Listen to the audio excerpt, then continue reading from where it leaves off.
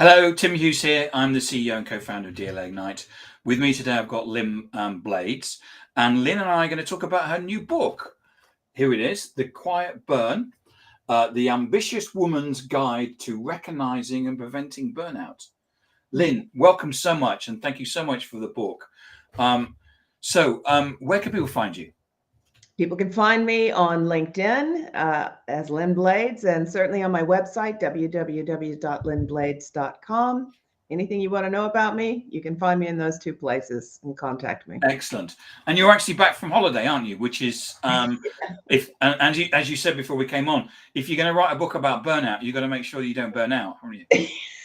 Yes, indeed. But the thing is, burnout's really insidious. So if a person like me, who is actually quite self-aware and paced myself through the last 8 months as carefully as possible, doing all the things I should do, getting my sleep, exercising, eating right, when I got on, to my holiday, it took me about 4 days to really unwind and enjoy it. And it was shocking. That is a person who is actually doing it right. So if you are not in that stream of consciousness, if you are not self-aware, you could be in really big trouble. So, great book. I really enjoyed it. I mean, there's loads of really good advice in there. What's your inspiration behind it? Well, there's nothing like experiencing something to make you an expert in it. And I had a severe burnout. I was in the process of scaling my business, and the pandemic hit, and I had been ignoring a lower back problem for quite a while. The doctor did tell me I would need some physical therapy, and that physical therapy turned into, you may need a little operation, until I got to the pandemic, and my business boomed because I have global clients and I was used to being online, and I just paid attention to everybody but myself. Long story short, I was out walking one day when we had one of those moments where we were free to kind of roam around a bit. I remember them very well. Yeah, I had trouble walking. I actually had trouble walking and realized that there was something serious going on with my back. And it turned out the 2 discs in my lower back had almost completely deteriorated. And I had to have emergency surgery. And I am now the proud owner of a titanium cage and 3 3-inch screws in my back. Wow. So I attribute that to burning out, not paying attention to all the big red flags and signs that were in my face. And being ambitious, I just override it. I just overrode it. Women are taught to override these things, and we just push through pain. And that's exactly what I did. So I wrote this book because I want other women to be able to, and other people to be able to see the signs, understand the importance of burnout. It's a big deal. We use it as a buzzword. It is a big deal. It costs the global economy $322 billion a year. You say that society pushes women to burnout because there's actually societal expectations and invisible pressures. Explain about that. Well, you're raised from a little girl to look after others. We are inherently taught to nurture and to make sure everyone is okay. That does not include us. We are taught to put our needs last. And that is something that is just deeply ingrained in us. And when we do consider taking care of ourselves or prioritizing our self-care, we feel guilty. We feel guilty. We feel guilty for taking time out. We feel guilty for saying no, a beautiful word, which means respect and boundaries. We feel guilty if we are not at our children's, everything that they do, the soccer games, the swimming, the dance recitals, all of it. We feel guilty if we're not looking after our partners. And you know what? It's ridiculous. Because if you don't look after yourself, then everything goes to crap. It really does. So it starts with you as the caregiver. If you're not caring for yourself, then no one's going to reap the benefit. That's just really the basic fact of it. But the expectation is really high for us to be able to do everything. We are taught that we are superwomen, but superwoman is a cartoon character.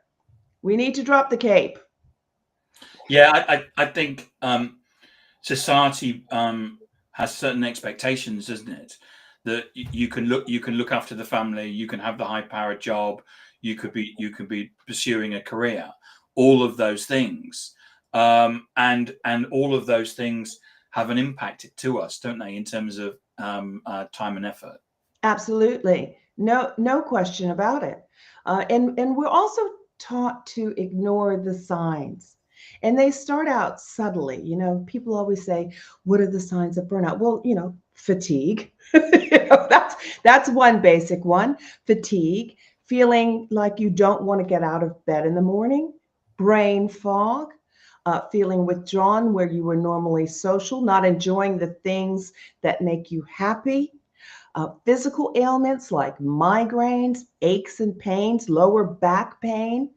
We kind of just go, oh, I'll deal with that later. Oh, that's not so bad. It I'll has to. take a couple of paracetamol or painkillers or Exactly, something. exactly. But the thing is that if you don't recognize those signs when they just feel like they're little nagging aches and you don't stop and slow yourself down, those little aches turn into big problems.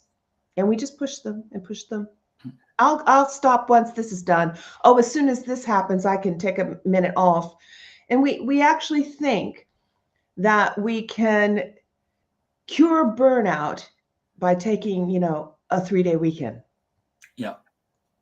Yeah, you can do that if you are consistently taking 3-day weekends or making time for yourself and looking after yourself during the week, being mindful and paying attention. But if you have a real case of burnout, and believe me, I have seen it in my clients where they are literally melting in front of me because they have ignored every single sign until that high anxiety raises and you have a panic attack. And then, if you've reached that stage, it's going to take a lot longer than 3 days to recover from. Yeah, which is interesting because you talk about women rewiring. What does that mean in practical terms?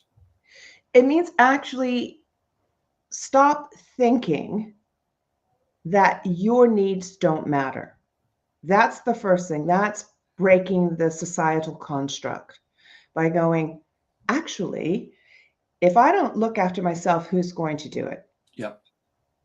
So I have got to prioritize me. That's the first thing. What does that look like? That looks like actually, if you need to, if you are a very busy woman, a high performing woman, diarize time for yourself. So taking time out during the day, blocking your calendar or getting your EA to block your calendar for 20, half an hour, get out of the building for lunch. Yep. Yep. Don't think you should be eating your lunch at your desk. No. Go out, move your body, get some fresh air. Yep. Go out and see your friends. Do things that actually make you happy. Go on retreats. Take time for yourself. You're not working hard and being successful not to reward yourself.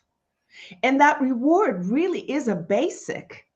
Yep. It's a basic need. Treating yourself is a basic need. We shouldn't feel guilty about these very basic needs of looking after ourselves.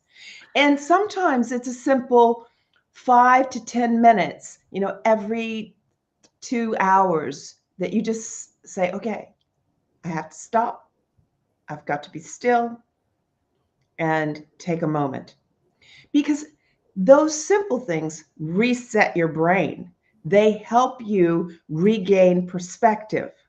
Because when you're on the treadmill and you're just going and going and going, or the hamster wheel, it's really difficult to jump off because you're Y- just used to the cycle. Yeah, you also talk, don't you, about imposter syndrome in terms of the Yes. fact that you feel that you have to do it because if you don't do it, you're seen as weak. Therefore, you won't get the next promotion. Exactly. So you don't want to say no. I'll go back to that. It's difficult to say no. You we often have that mentality of, and we've been trained and told this, put your head down, work hard, and the reward will come. Yeah, That's bullshit. Yeah, that happens on occasion. Sometimes that happens, but often you have to be able to trumpet your own successes. yeah, And when you feel like an imposter, it's very difficult to hold your hand up and say, I captained that ship. Me and my team, I led that team. That's my achievement. And we often let others take credit for our achievements. All of these small microaggressions that women experience every day, and Black and brown women even more, are the nagging little things that get to you and burn you out. And let me give you a really great example. My mother in law is in a nursing home. And so, I go visit my mother in law with my husband in the nursing home. yeah. And why do the people in the nursing home come up to me and ask for help? I don't have a uniform on. Tim, there's only one reason. I look good when I'm going to the nursing home. It's because I'm a Black woman. And the people in there just assume that I am there to help. Yeah. Why in 2025 do I have to deal with a microaggression like that? It's yep. It's It's obscene. true. And I mean, I can just go on and on and on. I am an Ivy League educated woman who is very successful, lives a lovely, thank the Lord, good life, helping other women and men to achieve the same. Why should I have to put up with that? That I is a microaggression that will drive you insane and lead you to burnout when it is there, slowly picking away at you every day in some way, shape, or form. So that leads me on to it's a really good point there, Lynn. What are the overlooked signs of burnout that women need to pay attention to? If you are struggling with boundaries, Yeah, that's a big thing. When you find yourself taking on things that you really don't want to take on, but you feel like if you don't, you'll be penalized for it. yeah, That's a big one. Also, feeling emotionally and physically drained, but you just keep pushing yourself through. So it's that you get in, you wake up in the morning and you really feel like I simply can't get out of bed. You having trouble focusing and completing even the best, the smallest tasks, the things that you are good at, you don't complete. You feel withdrawn. You have the inability to be able to communicate the way you are used to communicating. You see that you are prioritizing everyone else. You actually recognize it, but you do not stop. All of those are basic signs.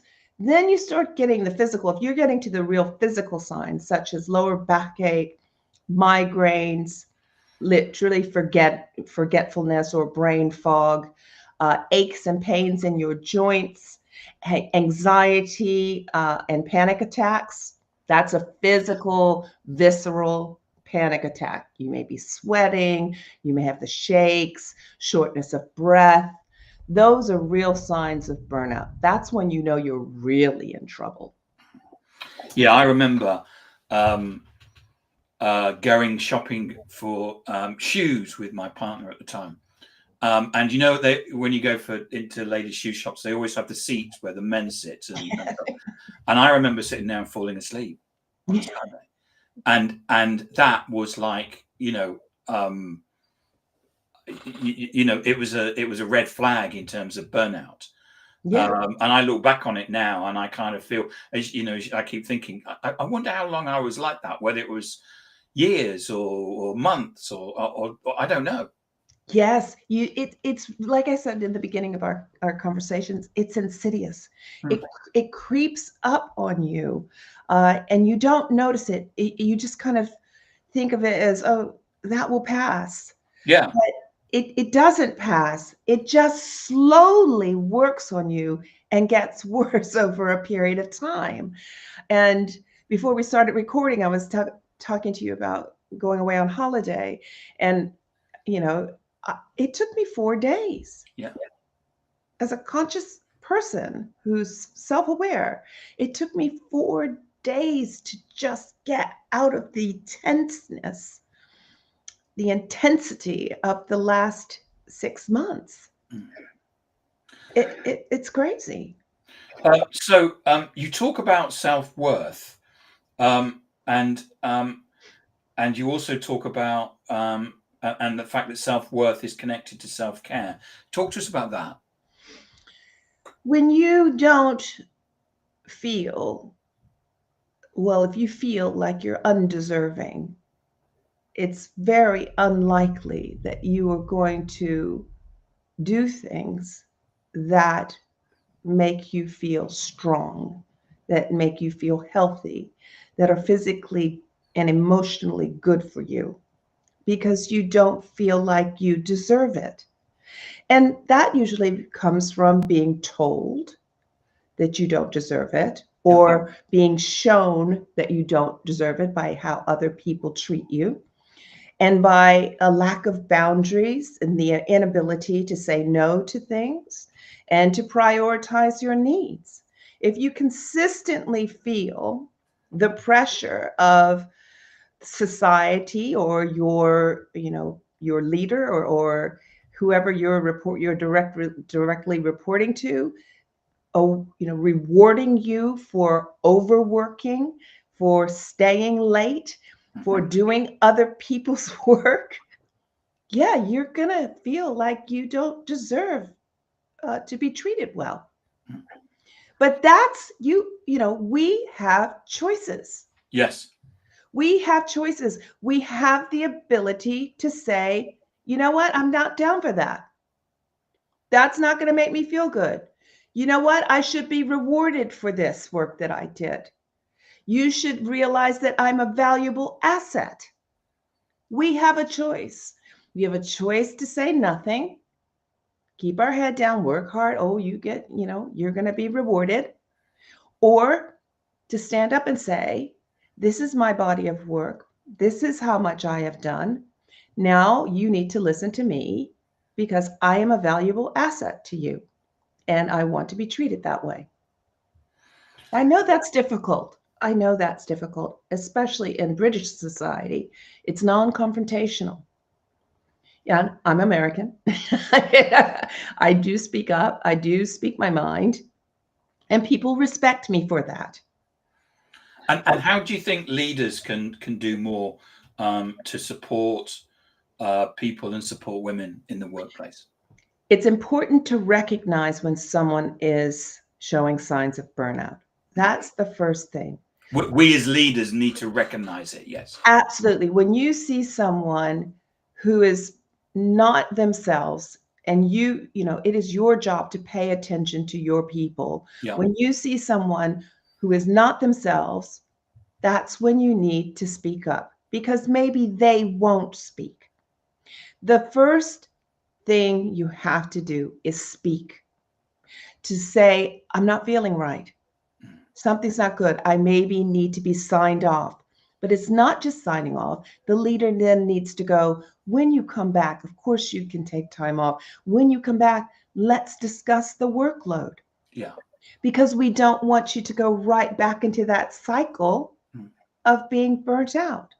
So recognizing when your people are not living up to their potential, or they seem to be underperforming, or they're calling in sick. And of course, this is what really causes us to lose so much money, Yeah. businesses to lose money, is the sickness, calling in sick, and on a repetitive cycle.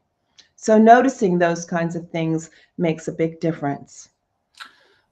Lynn, thank you so much for coming on and talking about your book, The Quiet Burn, The Ambitious Woman's Guide to Recognizing and Preventing Burnout. And we could get a copy of this in Amazon or any good Yeah, bookstore. Amazon, Waterstones, it's on everywhere online. So any good. And now we've got the audiobook out. So Excellent. if you don't want to read the hard copy, you can get the audiobook. Excellent. And where can we find you to get more information? You can find me on my website, www.lynnblades.com. And of course, you can find me on LinkedIn, where I'm in full throttle voicing my opinions and suggestions on a regular basis. Excellent. Lynn, thank you so much for coming on and talking about your book, sharing your